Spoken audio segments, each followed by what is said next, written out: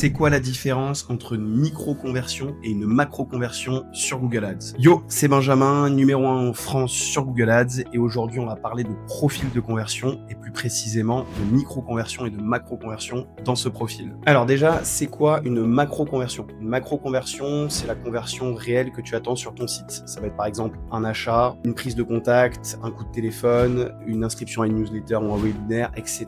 Une micro-conversion, c'est une intention concrète qui mène à une macro-conversion. Donc par exemple, ça peut être l'ajout au panier sur un e-commerce, la visite d'une page produit d'une catégorie, la prise de contact en vue d'un achat, etc. C'est toutes les étapes intermédiaires avant une macro-conversion. Alors, quels sont les avantages et les inconvénients des micro-conversions sur Google Ads? Au niveau des avantages, tu en as 3. Le premier, c'est le volume. Tu peux avoir énormément de micro-conversions qui te permettent de nourrir ton profil de conversion assez rapidement. Tu peux avoir un diagnostic ultra granulaire et voir à quelle étape les utilisateurs décrochent et faire en fait un funnel de micro-conversion jusqu'à l'objectif final. Ça te permet également d'avoir un diagnostic assez rapide sur tes campagnes pour voir quels mots-clés, quelle campagne, quel groupe d'annonces génèrent le plus de micro-conversion et donc le plus de chances de générer de macro-conversion. Concrètement, ça te permet d'entraîner l'algorithme et ça a des inconvénients. Le premier inconvénient, c'est que ça fait énormément de bruit inutile sur le profil de conversion et ça peut le polluer, donc avoir l'effet contre-productif finalement de ce que tu recherchais. Autre inconvénient, plutôt logistique,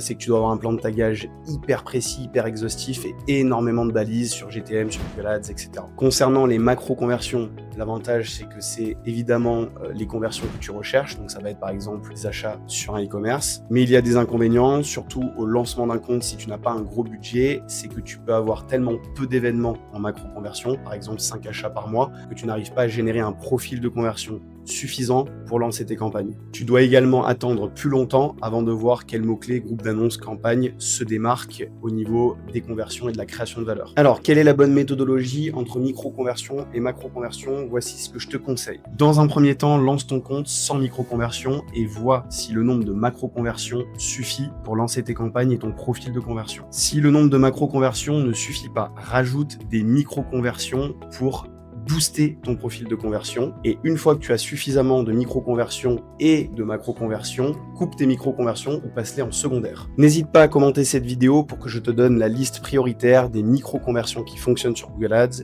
et des macro-conversions indispensables. Si tu as aimé cette vidéo, n'hésite pas à t'abonner et on se retrouve très vite pour des tips en marketing digital. Ciao, ciao!